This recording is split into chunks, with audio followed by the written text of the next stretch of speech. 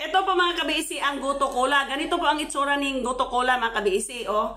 Ito po yun, oh, kinuha na namin sa stock niya. Itong stock, ito na, ganigin ito na.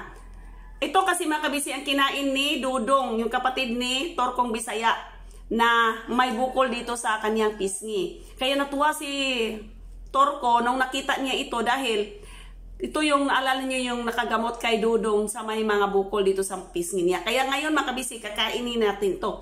Kinain lang ito kasi mga kabisi, pwede naman 2 dahon or 3 dahon. Pero gamitin natin mga kabisi, 2 dahon lang.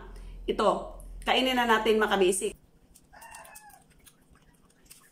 Ang lasa niya, mapait ng konti. Lang to at mapait talaga. Yan, ito ang lasa ng goto cola. Kainin ito sa wala pang laman ang inyong mga tiyan sa umagang-umaga po. 30 minutes bago kumain. Ayan po ang ginagawa ng mga may high blood at may diabetic.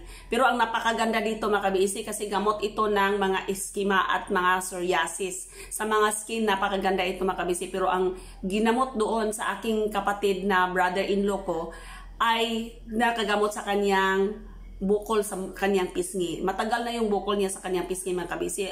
Balak na nga nilang papaoperahan. Pero kinain lang niya ito mga kabisi, 3 dahon every morning. 3 dahon every morning. Sa hindi pa po siya kumain ng kung ano-ano. Kaya napakaganda itong goto cola. Kung mayroon kayong kakilala sa mga kapitbahay niyo may goto cola, sana hindi niyo ito ilampason ba or gunahon or bunutin. Sana mag-iwan kayo ng konti kasi ang bilis din na propagate ito, ang bilis. Ito yung gamot niya mga kabisi, ito ito yung mga kabisi, ganyan.